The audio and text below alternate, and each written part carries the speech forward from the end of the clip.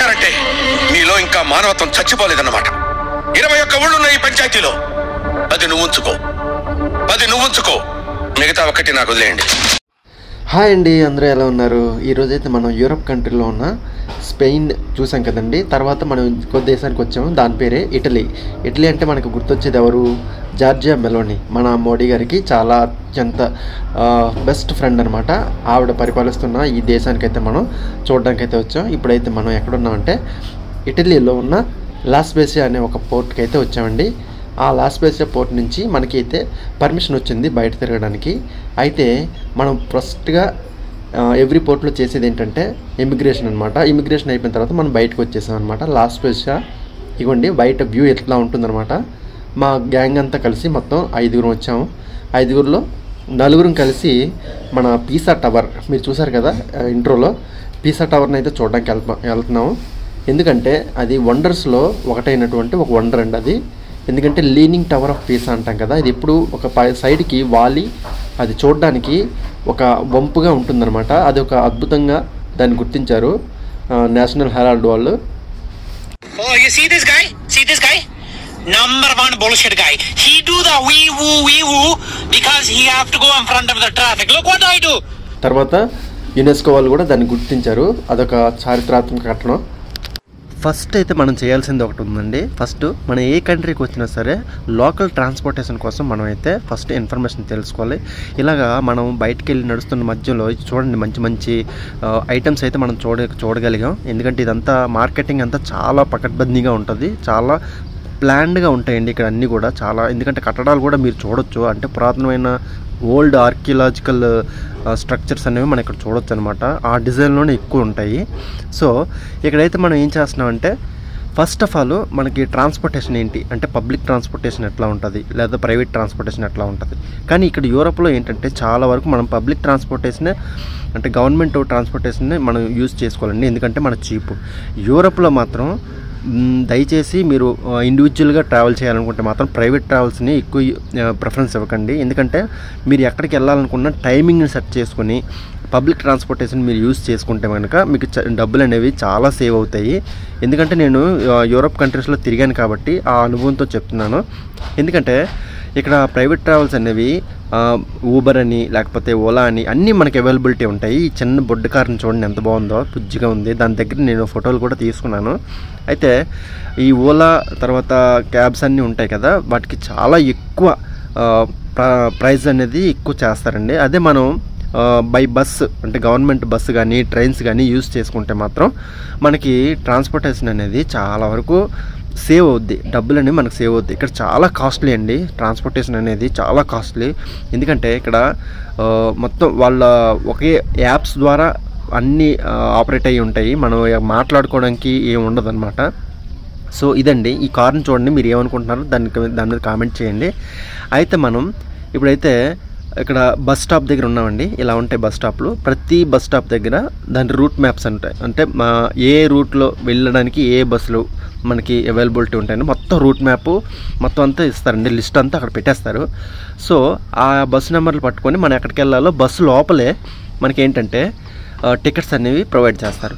ఒక్కొక్క దగ్గర ఏంటంటే మనకి మెయిన్గా బస్సు లోపల కూడా ఇవ్వరండి. ఎందుకంటే బయటే బస్ స్టాండ్ ఉంది కదా, అక్కడ మన స్టోర్ చూసాం, స్టోర్ లాస్ బేసియాలో ఒక స్టోర్ అనమాట. ఆ బస్ స్టాండ్ బయటే మిషన్స్ ఉంటాయన్నమాట. మిషన్స్లో మనం డబ్బుల్ని ఇన్సర్ట్ చేసిన తర్వాత మనం ఎక్కడికైతే వెళ్తున్నామో ఆ ప్రోగ్రామ్ ఫిక్స్ చేసి దాన్ని టికెట్ రూపంలో మనం తీసుకోవచ్చు. ఆ టికెట్ తోటి మన ఆ బస్సులోకి ఎక్కగానే జస్ట్ చెకింగ్ ఉంటుంది, అంటే ఒక టికెట్ కలెక్టర్ లాగా వస్తారు మన కండక్టర్ లాగా.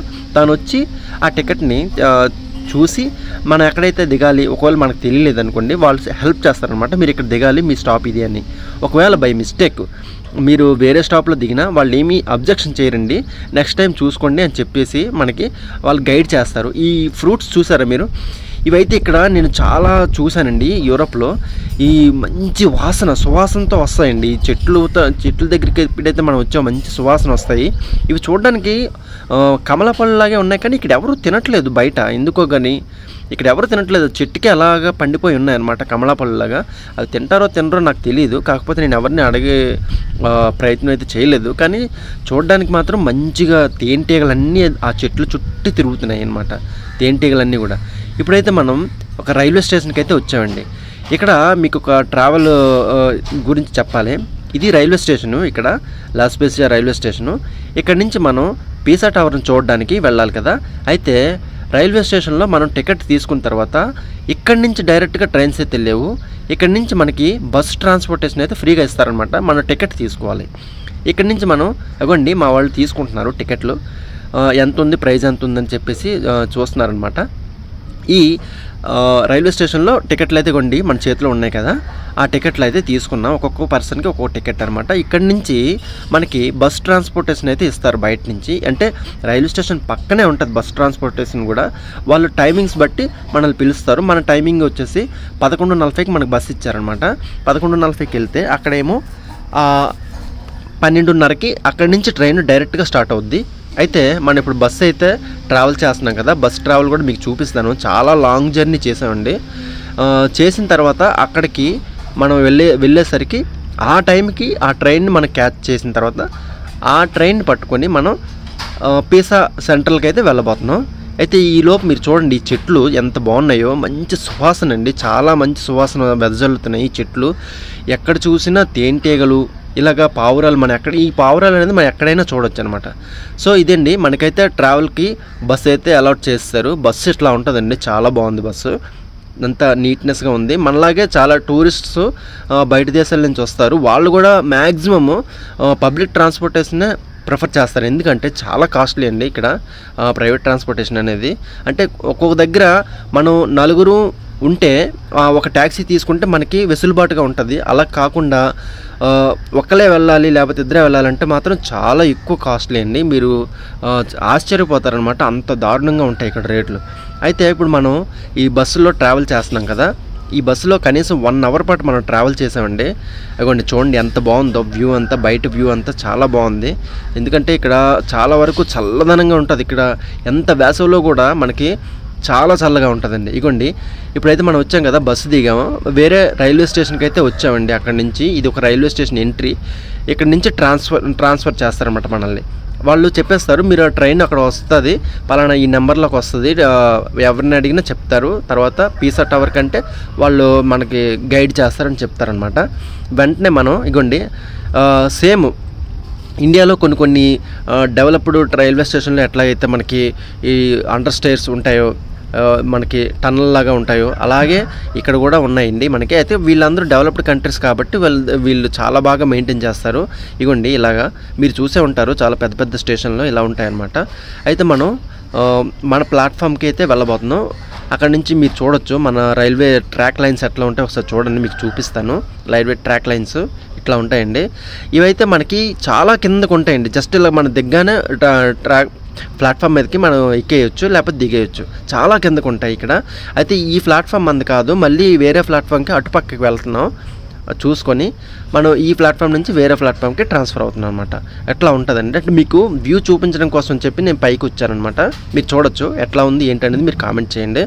అయితే ఇప్పుడు మనం ఇటలీలో ఉన్నాం కదా, పీసా టవర్ని చూడబోయే ముందు మీకు ట్రైన్ జర్నీ కూడా మీకు చూపిస్తానండి. ట్రైన్ జర్నీ కూడా మనం ఎంజాయ్ చేద్దాం. ఎందుకంటే మనం ఒక బయట దేశం వచ్చామంటే మ్యాక్సిమం మనం ఎంత చేసినా సరే జర్నీలోనే మనకి చూడడానికి, తర్వాత ప్లేసెస్ని మనం విజిట్ చేయడానికి బాగుంటుంది.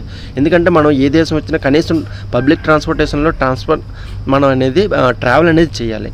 ట్రావెల్ చేస్తే ఏంటంటే మనకి అదొక వింత అనుభవం అనమాట. మనకు ఒక చిన్న ఎక్స్పీరియన్స్ అనేది మనకి మెమొరీగా ఉంటుంది. ఇదిగోండి ట్రైన్స్ ఎట్లా ఉంటాయి అనమాట. మనం ట్రైన్లో ఎంట్రీ అవుతున్నాం. మనకి బయట ఇందాక మీరు కలెక్టర్ని చూశారు కదా, టికెట్ కలెక్టర్ని, తను మనల్ని చెకప్ చేసి వెంటనే లోపలికి పంపించాడు. వెంటనే ట్రైన్ మూవ్ అయిపోయింది అనమాట. మనకి ట్రైన్ సీటింగ్స్ ఎట్లా ఉంటాయి, మనం కూర్చున్నాం కదా, ఇదిగోండి ఇది మన సీటు. అయితే మన వాళ్ళందరూ కూడా ఒకళ్ళ దగ్గర ఒకరు కూర్చున్నారు. అండి మా గ్యాంగ్ అంతా అక్కడ ఉంది. మనలాగే చాలామంది చూసేవాళ్ళు విజిటర్స్ అనేది ఇక్కడికి వస్తారండి. ఎందుకంటే వాళ్ళు కూడా ఇలా అవకాశం దొరికినప్పుడల్లా విజిట్ చేయాలని చెప్పేసి చాలా వరకు వస్తుంటారు. ట్రైన్ చూడండి ఎంత నీట్ అండ్ క్లీన్గా ఉందో. ఇలాగే మన ట్రైన్స్ని కూడా మనం నీట్గా క్లీన్గా ఉంచుకోవాలండి. ఎందుకంటే ఇది మన రెస్పాన్సిబిలిటీ. ఎందుకంటే మన ట్యాక్స్ డబ్బులతోనే గవర్నమెంట్ అనేది మన కోసం ఫెసిలిటీస్ అనేది ప్రొవైడ్ చేసినప్పుడు వాటిని చాలా రెస్పెక్ట్ఫుల్గా చాలా నీట్ అండ్ క్లీన్గా ఉంచుకోవడం కూడా మన బాధ్యత.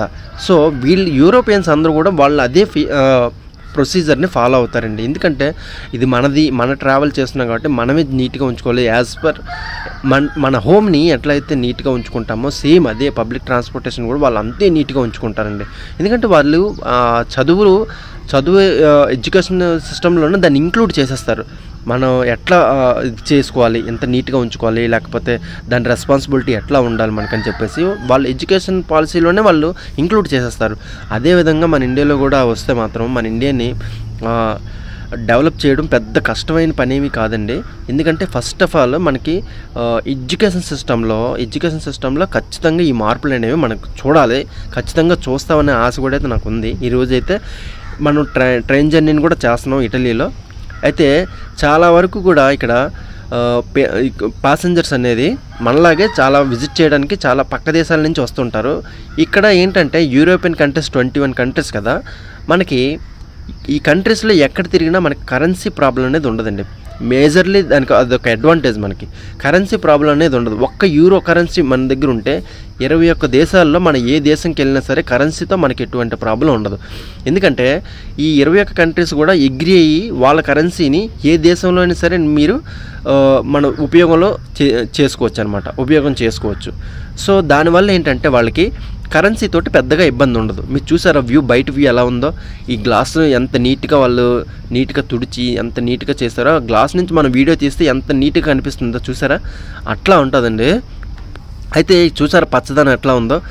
అయితే ఈ ఇటలీలో నేను బాగా గమనించింది ఏంటంటే సేమ్ మన ఇండియన్ సైడ్ కొన్ని చెట్లు ఎలా ఉంటాయో ఇటలీలో కూడా అలాంటి చెట్లు నేను చూశాను. మన ఇండియా రోడ్ సైడ్ చాలా వరకు మనం చూస్తుంటాం కదా జనరల్గా చెట్లు, ఆ ట్రీస్ ఇక్కడ కూడా పెరిగే వాతావరణం అయితే వాటికి ఉందన్నమాట. సో అవి కూడా ఇక్కడ చాలా బాగా గ్రో అవుతున్నాయి. ఇగోండి మనం పీసా సెంట్రల్ రైల్వే స్టేషన్లో అయితే మనం దిగిపోయాము. ట్రైన్ జర్నీ అయిపోయింది కదా, మీకు ఇప్పుడు చూపిస్తాను చూడండి. పీసా సెంట్రల్లో రైల్వే స్టేషను. ఇక్కడ రైల్వే స్టేషన్ అవుట్ సైడ్ చూడండి ఎలా ఉందో. మంచిగా ఎంత ఎండ ఉన్నా మనకి ఎండ తెలియదండి. మెయిన్ ఇక్కడ చూసారా అట్రాక్షన్ కోసం ఎట్లా అంటే టూరిస్ట్ అట్రాక్షన్ కోసం ఇక్కడ చేశారనమాట. ఇదండి స్టేజిని పీసా సెంట్రల్ అనేది రాసి ఉంటుంది. అంటే వాళ్ళ ఇంగ్లీష్ వేరు, వాళ్ళ లాంగ్వేజ్ యూరోపియన్ లాంగ్వేజ్లోనే ఉంటుంది. మనం పీసా ఒకటి అర్థం చేసుకుంటే చాలు. ఇదండి railway station. Pisa central railway station అయితే ఇట్లా ఉంటుంది అనమాట. మీరు చూడొచ్చు గ్రౌండింగ్ ఎట్లా ఉంది. తర్వాత మనం పీసా రైల్వే స్టేషన్ నుంచి పీసా టవర్కి వెళ్ళడానికి ఒక లోకల్ ట్రాన్స్పోర్టేషన్ బస్సు అయితే మనం తీసుకుంటున్నామండి. ఈ బస్సు టికెట్ వచ్చేసి 3 యూరోస్. అంటే మన యూరో అప్రాక్సిమేట్గా ఒక 100 రూపాయలు వేసుకుందాం. అంటే ఉదాహరణకు చెప్పుకుంటే 3 యూరోస్ అంటే 300 అనమాట. బస్సు ప్రతి 15 నిమిషాలకు ఒక బస్సు ఉంటుందంట. ఇక్కడి నుంచి మనం ఇక్కడ తీసుకొచ్చి మా ఫ్రెండ్ అక్కడ టికెట్ని చూపిస్తున్నాడు. మనం బస్సు ఎక్కగానే అక్కడ టికెట్ని చూపిస్తే అది టికెట్ని రీడ్ చేసి మనం ఇన్ని అయ్యాము అని చెప్పేసి డేటా అనేది ఎంట్రీ అవుద్ది అనమాట. ఎంతమంది ఇన్ని టికెట్లు చూపిస్తే అంతమంది ఇప్పుడు బస్సులో ఉన్నట్టు అది ఒక డేటా కలెక్షన్ అనమాట. డేటా ఎంట్రీ అవ్వగానే బస్సు అనేది మనల్ని తీసేస్తారనమాట. మనం ఆల్రెడీ బస్సుని బయలుదేరిపోయాము, చూడొచ్చు మీరు. బస్సు బయలుదేరిపోయింది. మనం ఇప్పుడు ప్రజెంట్ అయితే పీసా టవర్కి అంటే ఆ లొకేషన్కి వెళ్ళబోతున్నాం. మీరు చూడండి ఆ లొకేషన్కి వెళ్ళగానే అసలు ఎట్లా ఉంది, ఆ సరౌండింగ్స్ ఎట్లా ఉన్నాయి అనేది మీకు చూపించే ప్రయత్నం అయితే చేస్తాను. మీరు చూడొచ్చు ఇట్లా ఉంటుందండి మొత్తం. ఇక్కడ మీరు యూరోప్లో చాలా వరకు మీరు ఒకటైతే గమనించవచ్చు. అది ఏంటి అంటే అయితే ఎలక్ట్రికల్ వెహికల్స్ 2 వీలర్స్ వాడతారు. లేదు అంటే చాలామంది కూడా బైసికల్స్ని చాలా వరకు వాళ్ళు ప్రిఫర్ చేస్తారండి. మీరు ఎక్కడ చూడండి సైకిళ్ళు అనేవి చాలా కామన్గా కనిపిస్తాయండి. అక్కడ సైకిళ్ళు అనేవి చాలా కామన్గా కనిపిస్తాయి ఇక్కడ. ఎందుకంటే వాళ్ళు జీరో ఎమిషన్ దిశగా వాళ్ళ గవర్నమెంట్స్ అనేవి చాలా వరకు వాళ్ళని ఎంకరేజ్ చేస్తున్నారు. అంటే పెట్రోలు డీజిలు అనేది వాడకాన్ని తగ్గించి మన పర్యావరణాన్ని మనమే రక్షించుకోవాలి అన్న ఒక ఇనిషియేట్ తీసుకున్న తర్వాత వాళ్ళు ఇలాంటివన్నీ కూడా గవర్నమెంట్ తరఫు నుంచి పబ్లిక్కి వాళ్ళు సర్వ్ చేస్తున్నారండి. ఇప్పుడు మీరు ఎలక్ట్రికల్ వెహికల్ కొందాం అనుకుంటే వాళ్ళు సబ్సిడీ ఇస్తారు. లేదు ఎలక్ట్రికల్ మోటార్ వెహికల్ కొనుక్కున్నాం అంటే 2 వీలర్స్ కొనుక్కుందాం అంటే వాళ్ళు సబ్సిడీ ఇస్తుంది. గవర్నమెంట్ వాళ్ళని ప్రోత్సహిస్తుందండి, వాళ్ళని ఎంకరేజ్ చేస్తుంది. ఎందుకంటే ఇలా ఎంకరేజ్ చేయడం వల్ల ప్రతి ఒక్కరికి దాని మీద అవగాహన పెరుగుతుంది. ప్లస్ ఇలాగా జీరో ఎమిషన్ అనే ఒక పాయింట్ మీద వాళ్ళకి చాలా వరకు ఎంకరేజ్ చేసినట్టు ఉంటుంది. దానివల్ల ఏంటంటే ఇప్పుడు మనం ట్రావెల్ చేస్తున్నాం కదా, ఈ బస్సు కూడా జీరో ఎమిషన్, ఓన్లీ బ్యాటరీ బస్సులు ఇవన్నీ కూడా అన్నీ సోలారు లేదంటే బ్యాటరీ ఇలాగే నడుస్తాయి. సో దానివల్ల ఏంటంటే ఈ పొల్యూషన్, కార్బన్ పొల్యూషన్ అనేది మనం చాలా వరకు తగ్గించి ఇవన్నీ మనం పర్యావరణానికి మంచి మేలు చేసే విధంగా ఉండడం కోసం అని చెప్పేసి ఇలాగా గవర్నమెంట్స్ అన్నీ కూడా మనకి ప్రొవైడ్ చేస్తూ ఉంటాయి. అయితే ఇప్పుడు మనం బస్సు దిగేసామండి. బస్సు దిగేసి పీసా సెంటర్కి అయితే వచ్చేసాం. పీసా ఉన్న కట్టడం ఏదైతే ఉందో ఆ మాన్యుమెంట్ అక్కడికైతే మనం వచ్చేసామండి. చూడొచ్చు, ఒక కోట ఆకారంలో ఉంది బయట అంతా కూడా. ఈ బయట చూడండి, మీరు చూసేటప్పుడు అంతా కోట ఆకారంలో ఉంది. ఇది చూస్తే మీకు చాలా అద్భుతంగా అనిపిస్తుంది. ఇప్పుడు వ్యూ మాత్రం మీరు ఖచ్చితంగా చూడండి ఇక్కడ ఎలా ఉంది ఏంటి అనేది. ఇక్కడ మీకు ఇందాక చెప్పినట్టు కరెన్సీ విషయంలో మీరు యూరో కరెన్సీ ఉంటే ఈ యూరప్ కంట్రీస్లో ఎక్కడైనా సరే మీకు ఎటువంటి ఇబ్బంది ఉండదు, ఒక్క యూరో కరెన్సీ. ఇక్కడ ఇంకో విషయం ఏంటంటే తొందరగా డాలర్స్ కూడా వీళ్ళు తీసుకోరు. ఎందుకంటే డాలర్ కంటే వీళ్ళు యూరో కరెన్సీ దానికి వాల్యూ ఎక్కువ. అంటే ఫర్ సపోజ్ ఒక డాలరు మన ఇండియన్ మనీ 86 రూపీస్ అనుకుందాం, అదే ఇక్కడ యూరో 106 రూపీస్ అనమాట. అంటే డాలర్ కంటే యూరో కరెన్సీయే కాస్ట్లీ. కానీ వరల్డ్ వైడ్గా కూడా డాలర్ డామినేషన్ ఎక్కువ ఉంది. అయితే మనం ఇప్పుడు చూసారా, మన పీసా టవర్కి దగ్గరికి వచ్చామన్నమాట. ఇదంతా పీసాకి ఆనుకొని కొన్ని కట్టడాలు అయితే ఉన్నాయి. దాన్ని అంతటిని కలుపుకొని ఒక టూరిస్ట్ స్పాట్గా చేసేసి వరల్డ్ టూరిజాన్ని ఆకర్షించే విధంగా వాళ్ళు తయారు చేశారు. మీరు లాంగ్ షాట్లో చూస్తున్నారు అగోండి, పీసా టవరు ఒక సైడ్కి వంగినట్టుగా ఉంటుంది అనమాట. ఆ పీసా టవర్ మీరు చూడొచ్చు. దాన్ని ఏంటంటే వరల్డ్ హెరిటేజ్ సంపదగా దాన్ని గుర్తించారు. యునెస్కో వాళ్ళు కూడా దాన్ని కాపాడుతున్నారనమాట. ఇది వరల్డ్ అండర్లో ఉంటుంది అనమాట, యునెస్కో అండర్లో ఉంటుంది. వాళ్ళు ఏంటంటే ఎప్పటికప్పుడు కూడా దాన్ని మంచి చెడ్డలు చూస్తూ, దాన్ని బాగోగులు చూస్తూ, దాన్ని ఎట్లా మెయింటైన్ చేయాలి, దాన్ని ఇప్పటికప్పుడు ఆ గైడ్లైన్స్ అనేవి ఇస్తూ ఉంటారనమాట. ఎందుకంటే ఇది వరల్డ్ టూరిస్ట్ అట్రాక్షన్ కాబట్టి దానికి తగ్గ స్టాండర్డ్స్ని వాళ్ళు ఫాలో చేస్తుంటారు. అయితే మనం దూరం నుంచి కాకుండా దగ్గరికి వెళ్ళి చూసే ప్రయత్నం కూడా చేద్దాం. ఎందుకంటే ఇక్కడ నుంచి చాలా లాంగ్లో ఉన్నాం, మనం చాలా లాంగ్ డిస్టెన్స్ చూడాలి. అయితే ఇక్కడ మీకు చిన్న ఒక విషయం చెప్తాను. ఎక్కడికి వెళ్ళినా సరే ఈ మొత్తం యూరప్లో బంగ్లాదేశీయులు, పాకిస్తానీలు ఎక్కువ ఉంటారండి. ఈ బంగ్లాదేశీయులు ఎక్కడున్నా సరే ఆ పూసలు అమ్మడం కానీ, క్యాప్లు అమ్మడం కానీ, లేకపోతే చిన్న చిన్న బొమ్మలు అమ్మడం కానీ, ఆ అమ్మడానికి వాళ్ళు చాలా దగ్గరగా చాలా ఉంటారండి. వాళ్ళు ఎక్కడికి వెళ్ళిన వాళ్ళు ఉంటారు, మీరు చూడొచ్చు.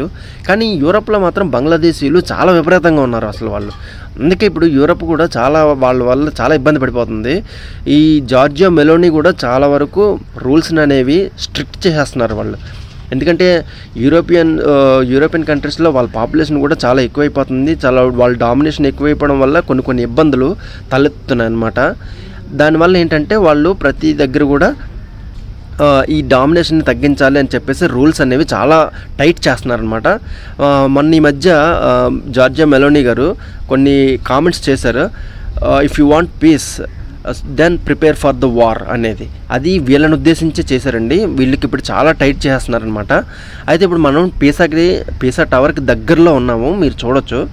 అయితే మనం చాలా దగ్గరికి వెళ్దాం, మీకు దగ్గరగా ఎట్లా ఉంటుంది, దాని లుక్ ఎలా ఉంటుంది అన్నీ మీకు చూపిస్తాను. ఇక్కడ చాలా వరకు వరల్డ్ నుంచి చాలామంది టూరిస్ట్స్ వస్తారండి. వరల్డ్ వైడ్గా అంటే ఆఫ్రికా అని, యూరప్ అని, తర్వాత ఆసియా అని, ఆస్ట్రేలియా అని, ఎక్కడి నుంచైనా అలా టూరిస్టులు వస్తూనే ఉంటారు. ఎందుకంటే ఇది వరల్డ్ అట్రాక్షన్ అనమాట. ఈ స్పాట్ అనేది వరల్డ్ టూరిస్ట్ అట్రాక్షను. మీరు చూడొచ్చు ఎట్లా ఉందనేది ఏంటని. ఇక్కడ చాలా వరకు అంతా వెస్ట్రన్ కల్చర్ని మనం చూడొచ్చు అనమాట. ఇక్కడ చూడండి, ఎక్కడ కూడా ఫోటోలు తీసుకోవడానికి ఆ ఫోటో స్పాట్ అనేది ఇక్కడ అలా ఉంటుంది. ఇక్కడ చాలామంది ఫోటోలు తీసుకోవడానికి కూడా లైన్లో నిలబడే పరిస్థితి కూడా ఏర్పడుతుంది. అయితే ఇక్కడ మనకి పీసాకి పైకి వెళ్ళడానికి కూడా మనకి పర్మిషన్ ఉందండి. కాకపోతే మనకి సాయంత్రం 4:30 తర్వాత ఆ టికెట్స్ అనేవి అవైలబిలిటీకి వస్తాయి. కానీ మనకి ఎక్కువ టైం ఉండదు కాబట్టి దగ్గర నుంచి మీకు చూపించే ప్రయత్నం చేసి మళ్ళీ మేము రిటర్న్ అయిపోవాలన్నమాట షిప్కి. కానీ ఇంతవరకు చూడడానికి వచ్చామంటే మాకు ఒక అదృష్టంలాగే చెప్పుకోవాలండి. ఎందుకంటే ఈ అదృష్టం ఫస్ట్ ఆఫ్ ఆల్ మనకి టికెట్తో సంబంధం లేదు, వీసాతో సంబంధం లేదు, ఏమి సంబంధం లేదు. మన షిప్ వచ్చింది, మనకి షిప్ నుంచి బయటికి వెళ్ళే అవకాశం దొరికింది, వెంటనే మనం బయటికి ఇమిగ్రేషన్ చేసేసుకున్నాం ఒక పేపర్ తోటి. మనకంటే ఒక 1 డే పర్మిషన్ తోటి ఒక ఇమిగ్రేషన్ అయిపోయింది. మనం పబ్లిక్ ట్రాన్స్పోర్టేషన్ పట్టుకున్నాం, బయటకు వచ్చేసాం, అలాగే పీసా టవర్ దగ్గరకు వచ్చేసాం. మనకి ఇటువంటి కాస్ట్ ఆఫ్ ఏం లేదు. ఓన్లీ మనకి కాస్ట్ అంతా అయింది కూడా కేవలంగా ట్రావెల్ పర్పస్గా అయింది.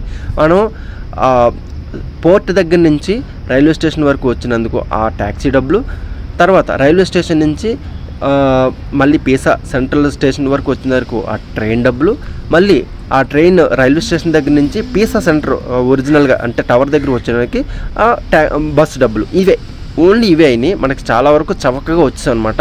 అంత చవకలోనే ఇంత ఒక వరల్డ్ ఫేమస్ అయినటువంటి టూరిస్ట్ ప్లేస్ని మనం విజిట్ చేస్తున్నాం. ఇది ఒక అచీవ్మెంట్ అండి నాకు. ఎందుకంటే చాలా వరకు దీన్ని మనం చూడాలంటే చాలా కష్టపడాలి. సో ఇదండి, ఇక్కడ వరకు ఇలా జరిగింది కదా. దీన్ని చాలా వరకు నేను వీడియో వచ్చేసి చాలా ఎక్కువ వచ్చేసిందండి, 1.5 గంట వచ్చిందనమాట ఈ వీడియో. దాన్ని చేయాలంటే చాలా కష్టపడాలి మనం.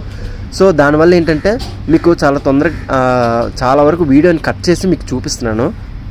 మీరు చూడొచ్చు, ఇక్కడ చూసాం కదా, ఈ పక్కనే పీసా టవర్ పక్కనే కొన్ని మాన్యుమెంట్స్ అయితే ఉన్నాయి. మీకు చూపించే ప్రయత్నం చేస్తాను. లోపలికి వెళ్ళి మీకు చూపిస్తాను అసలు ఎట్లా ఉంది ఏంటి అనేవి మీరు ఇక్కడ చూడొచ్చు అనమాట.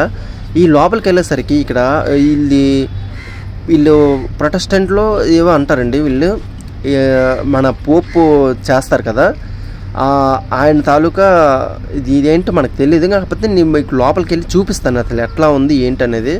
ఈ లోపల అంటే జీసస్ క్రైస్ట్ తాలూకా మొత్తం అన్ని జ్ఞాపకాలన్నీ ఇక్కడ ఉంటాయంటారు. చూద్దాం ఒకసారి, మీకు లోపలికి చూపించే ప్రయత్నం అయితే చేస్తాను. ఇదిగోండి దాని ఎంట్రన్స్ అయితే ఎట్లా ఉంటుంది. మీరు డోర్స్ చూడొచ్చు.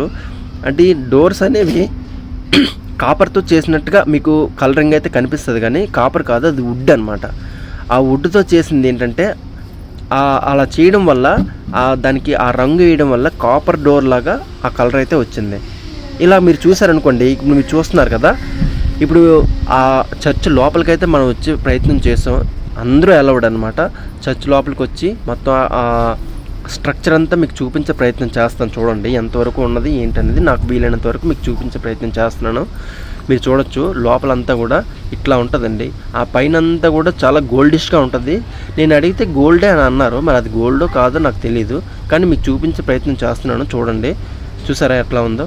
అంత మంచి డిజైనింగ్గా ఉంది. మోస్ట్ ఆఫ్ డిజైన్స్ మన ఇండియాలో ఉన్న ఈ పద్మాలు ఉంటాయి కదా, కమలాలు, పద్మాలు, ఆ పువ్వు ఆకారాల్లో చాలా వరకు అయితే అవి ఉన్నాయండి. ఆ పైన అంతా కూడా అవే ఉన్నాయి. సో మీరు చూడొచ్చు అనమాట.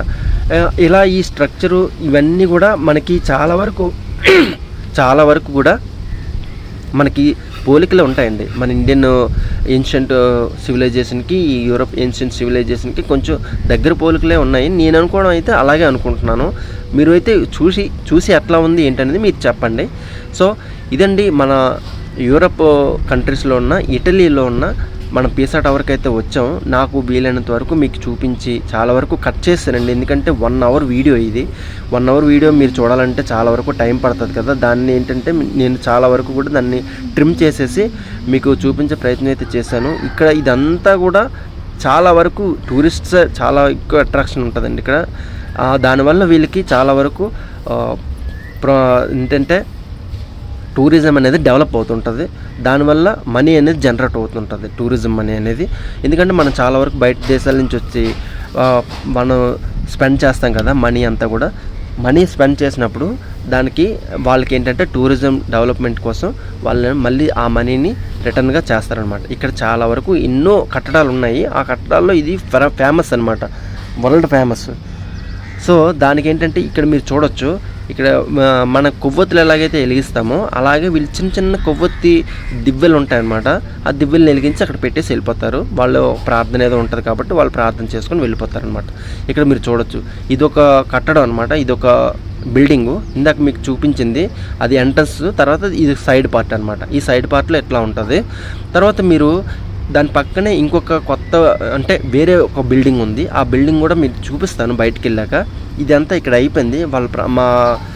నాతో వచ్చిన 2 క్రిస్టియన్స్ వాళ్ళు ఏదో ప్రార్థన చేసుకున్నారు. వాళ్ళు ప్రార్థన అయిపోయిన తర్వాత మేము అందరం కలిసి మళ్ళీ బయటకు వచ్చేసాం అనమాట. ఇది బయటకు వచ్చాక మీకు ఇంకొక బిల్డింగ్ లోపలికి అయితే వెళ్దాం. ఆ బిల్డింగ్ కూడా మీకు చూపిస్తాను, ఓకేనా. ఇదండి ప్రజెంట్ అయితే మనం ఇటలీలో ఉన్న ఫుడ్ స్ట్రీట్కి అయితే వచ్చాం. ఇది ఫుడ్ స్ట్రీట్ అండి. ఇదంతా కూడా అన్ని దేశాల ఫుడ్స్ అన్నీ ఇక్కడ మనకు దొరుకుతాయి, కేవలంగా మన ఇండియన్ ఫుడ్ తప్ప. ఎందుకంటే మన ఇండియన్ ఫుడ్ని ఇక్కడ వాళ్ళు కుక్ చేయలేరు అంత బాగా, వాళ్ళకి తెలియదు. ఏదో చేస్తామన్నట్టు చేస్తారు తప్ప మన ఇండియన్ ఫుడ్ని అంత బాగా వాళ్ళు ఇవ్వలేరు. ఓన్లీ మనకి బాగా దొరికేది ఏంటి అంటే కేవలంగా బిర్యానీ కూడా వాళ్ళు రెడీమేడ్ బిర్యానీ అంటాం కదా, అలాంటి బిర్యానీ దొరుకుతుంది. పర్టికులర్గా మనం బిర్యానీయే తినాలంటే పర్టికులర్గా మన ఇండియన్ ఒరిజిన్ హోటల్స్కి వెళ్ళి తినాలి, అక్కడైతేనే మనకి ఒరిజినల్గా దొరుకుతాయండి. అలాంటివి దొరకాలంటే మనం చాలా వరకు వెతుక్కోవాలి.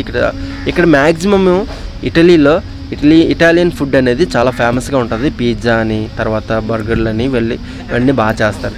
ఇదండి ఇంతవరకు అయితే మనం చూసాం కదా. మనం ఇప్పుడైతే రిటర్న్ మన పోర్ట్కి వచ్చేసాం. పోర్ట్కి దగ్గరలో ఉన్న ఒక చిన్న పార్క్ని అయితే మనం చూడబోతున్నాం, వాటర్ పార్కు. తర్వాత ఇది మామూలు జనరల్గా వచ్చేది. ఇకండి ఇదంతా జట్టి అనమాట. ఈ జట్టీలో ఇట్లా ఉంటుంది, మీరు చూడొచ్చు. ఇలా చూసారు కదా, ఇలా అయితే ఇది ఇవ్వండి. అక్కడ క్రూజ్ షిప్లు అనేవి ఎక్కువగా ఉంటాయి. ఇక్కడ దూరంగా కనిపిస్తుంది కదా క్రూజ్ షిప్. ఆ క్రూజ్ షిప్లు ఇక్కడ ఈ యూరప్లో ఎక్కువ తిరుగుతాయండి. ఎందుకంటే వీళ్ళు బాగా ఎంజాయ్ చేస్తారు లైఫ్ని, అలా తిరిగి వాళ్ళు చూడడానికి ఎంజాయ్ చేస్తుంటారు. అయితే ఈ వీడియో మీరు చూసారు కదా, ఈ చూసిన వీడియో గురించి మీరు ఏమనుకుంటున్నారో మీ అమూల్యమైన కామెంట్స్ని మీరు తెలియజేయండి. తర్వాత మన వీడియోకి లైక్ చేయండి. కొత్తగా చూసే వాళ్ళు మాత్రం సబ్స్క్రైబ్ చేయడం మర్చిపోవద్దు, ఎందుకంటే మీరు సబ్స్క్రైబ్ చేస్తే నాకు కొంచెం బూస్టప్ వస్తుంది అనమాట. జై హింద్, వందే మాత్రం, భారత్ మాతాకి జై. చూడండి వాటర్ ఎంత దగ్గరగా ఉందో చూడండి, చాలా దగ్గరగా ఉంది వాటర్. ఇట్లా ఉంటుంది అనమాట. తనోడు చేపలు పట్టుకుంటున్నాడు. ఇదండి వాతావరణం అయితే మాత్రం మామూలుగా లేదు అసలు, చాలా బాగుందన్నమాట వాతావరణం. అది ఎంత బాగుందో వాతావరణం. పార్క్ అండి, అసలు ఎలా ఉందో చూడండి ఒకసారి. పార్క్ మామూలుగా లేదు అసలు, ఎంత బాగుంది కదా. నాకు తెలిసి మీరు దీన్ని బాగా ఎంజాయ్ చేస్తారండి. నాకు స్పీక్ హిందీ మ్యాన్.